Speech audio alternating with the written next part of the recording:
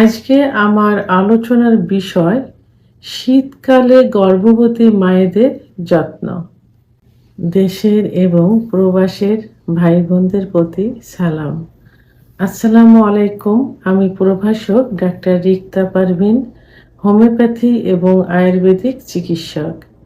একজন মা অর্থাৎ একজন মহিলা যখন গর্ভবতী হন, অর্থাৎ তার গর্ভে যখন বাচ্চা আসে, তখন তার আলাদা যত্নের প্রয়োজন হয়ে থাকে। কারণ তার শরীরের উপরে নির্ভর করবে তার বাচ্চার শারীরিক অবস্থা। তার শরীর যদি ভালো থাকে, সুস্থ থাকে, তাহলে তার গর্ভের সন্তানও সুস্থ থাকবে। তো এই জন্য গর্ভবতী অবস্থায় মা এবং সন্তানের উভয়ের যত্নের প্রয়োজন হয়ে থাকে। তো এখন সন্তান তো সরাসরি যত্ন ওইভাবে করতে পারা যাচ্ছে না, সন্তানের কথা তাকে তো কোনো কিছু খাওয়ানো যাচ্ছে না, আলাদা সেবা দেওয়া যাচ্ছে না। সেই সেবাটা কাকে দিতে হবে? মাকে দিতে হবে। কারণ মা সুস্থ থাকলে সন্তান সুস্থ থাকবে। তো এখন শীতকালে, বিশেষ করে শীতকালের বিষয়টা নিয়ে এখন আলোচনা করব। তো নর্মাল গ্রীষ্মকালের তুলনায় শীতকালে কিন্তু মায়েদের অনেক সমস্যা দেখা যায়। কারণ এই সময় মায়ের রোগ প্রতিরোধ ক্ষমতা কমে যায়, ইমিউনিটিটা কমে যায়।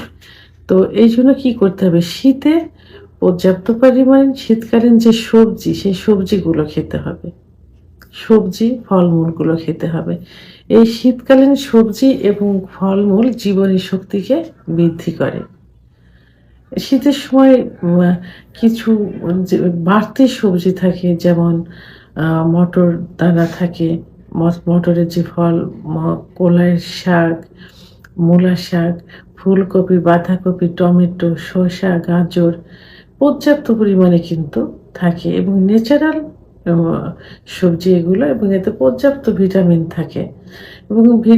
এবং শীতকালীন যে ফল, মালটা, এইগুলো মানে বাড়তি যে ফলগুলো, এই ফলগুলোতে পর্যাপ্ত ভিটামিন থাকে। বিশেষ করে শীতের সময় ভিটামিন সিটা কিন্তু বেশি প্রয়োজন হয়ে থাকে, কারণ এই সময় মায়েদের ত্বকগুলো রুক্ষ সূক্ষ্ম থাকে। তো এই জন্য মায়েদের যে অবস্থা হবে, ঠিক বাচ্চারও সেই অবস্থা হবে। এই জন্য এই খাবারগুলো মায়েদের খাইতে হবে।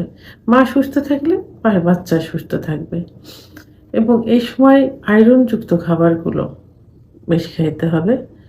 আর গর্ভকালীন অবস্থায় কিন্তু বিশেষ করে শীতের সময় কিছু রোগ, চর্মরোগ দেখা যায় মায়েদের, শীতের সময় বৃদ্ধি পায়। তো কিছু চর্মরোগ যদি বাচ্চা পেটে থাকাকালীন অবস্থায় হয়, তাহলে জন্মের পরে কিন্তু সন্তানেরও সেই চর্মরোগগুলো দেখা যায়। তো এই জন্য এই সময় কিছু হোমিওপ্যাথি ওষুধ আছে, যেটা একদমই সেফ ড্রাগ।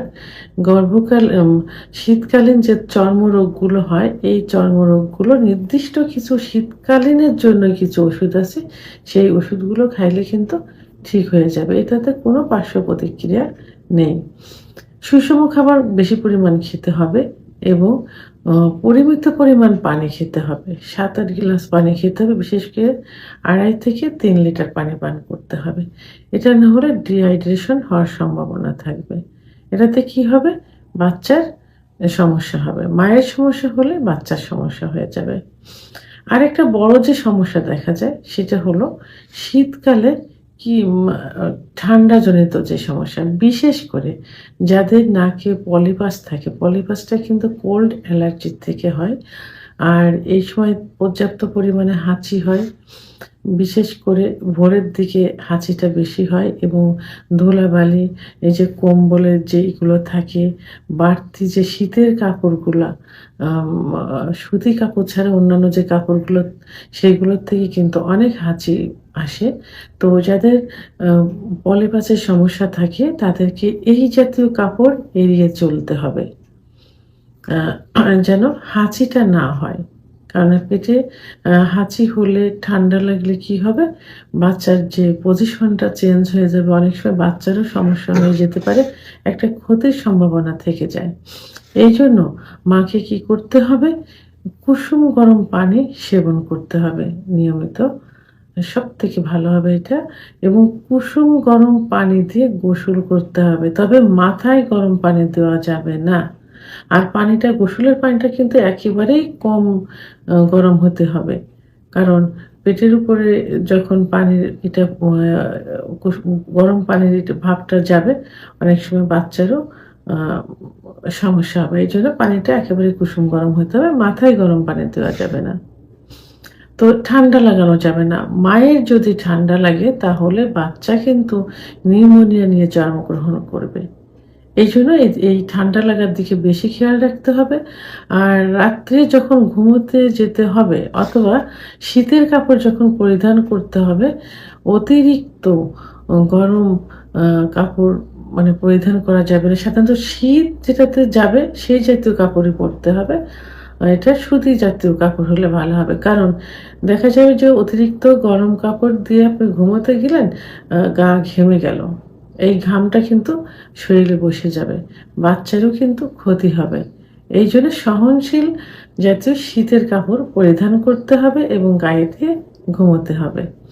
তো এ এইজন্য এবং পর্যাপ্ত পরিমাণ কিন্তু পুষ্টিকর খাবার, বিশেষ করে ভিটামিন সি জাতীয় খাবারগুলো শীতের সময় বেশি খেতে হবে। তাহলে মা এবং বাচ্চাকে সুস্থ রাখতে হলে আলাদা কিছু যত্নের প্রয়োজন, কিছু সেবার প্রয়োজন, সেইগুলো করতে হবে। বিশেষ করে শীতকালে এই যত্নটার বেশি প্রয়োজন হয়ে থাকে। ভিডিওটি সম্পর্কে যদি কোনো মতামত থেকে থাকে অবশ্যই কমেন্টসের মাধ্যমে জানাবেন। আর ভিডিওটি ভালো লাগলে লাইক, কমেন্ট, সাবস্ক্রাইব করে আমার সঙ্গে থাকুন। আল্লাহ হাফেজ।